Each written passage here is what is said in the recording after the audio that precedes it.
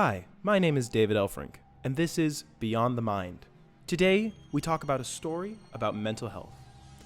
In almost every household in America, we have a television, a device that gives us great comedies and great dramas. It makes us feel happy, it makes us feel sad. We watch the great myths take place on this device, as well as more simple stories.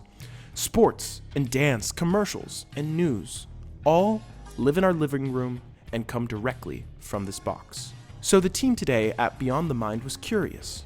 Do movies and media directly affect the way mental health is talked about in our day-to-day lives? We are going to focus on our on-field reporter, Henry, as he conducts a couple interviews to try and answer this question.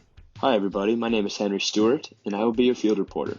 Today, I introduce you to Professor Reese from Santa Clara University. Professor Emily Ray Reese is a teacher in the Communication Department of Santa Clara University. She's a master storyteller who has produced many great short films. We are very grateful and lucky to get the chance to interview her today. And what is she going to tell us today? Professor Reese will tell us about the misrepresentation of mental health in film.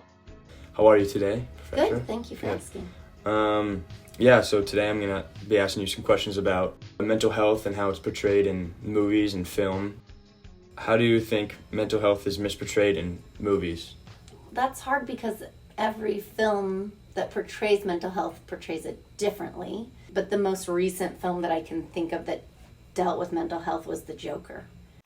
You're serious, aren't you? You're telling us you killed those 3 young men on the subway? Mm-hmm. And why should we believe you? Got nothing left to lose? When the only movie that directly addresses mental health is The Joker, you know that there is a lack of addressing this in greater media. I do see it more in TV, I think. I would say Euphoria deals a lot with mental health. I do think mental health is not a super common theme in film. I would say I think the misrepresentation is we see the effects of having mental health crisis, but I would say rarely in media do we see people getting help. Do you think that this is I an think issue? the history of mental health issues has been taboo in our society. And we are embarking on a new phase of society where people are not so uncomfortable with admitting that they are having mental health struggles. So I would say the younger generations are more open to talk about it, and therefore it's more clearly represented in media controlled by younger people. Awesome. So a follow-up to that would be, do you think that pop culture or social media or films has a responsibility to portray mental health in specific ways? Absolutely, I do. I think media creates stereotyping, and there has been in the past negative stereotyping around those who need mental health care. And to get rid of that stigma, then we need to change the way we portray it, right? So that we change that stereotype. Right.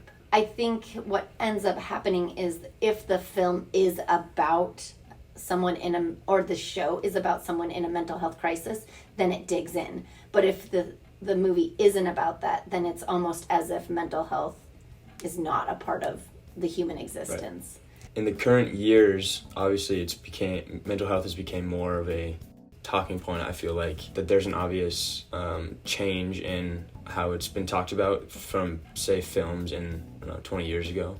Yes, I think just as new generations who are more open about talking about it, we are also having more media that talks about it. As society changes, the media changes. But we don't have media that is pushing the change. I would say younger generations are pushing the change and media is lagging behind.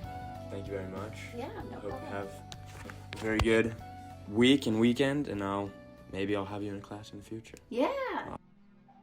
So after that whole interview, Henry, what were your main conclusions about mental health and the media? I believe mental health is this thing that most people tend to ignore, which is the opposite of what we should really do in regards to mental health. Though it has gotten better in recent years, the media, both social and in film, tend to put this negative stereotype around mental health. In film, mental health is something that we rarely see, unless the film is specifically about mental health. In my opinion, this needs to change because having some sort of mental issue is an innate quality of a human being. Thank you very much, Henry. This is David Elfring from Beyond the Mind, signing off.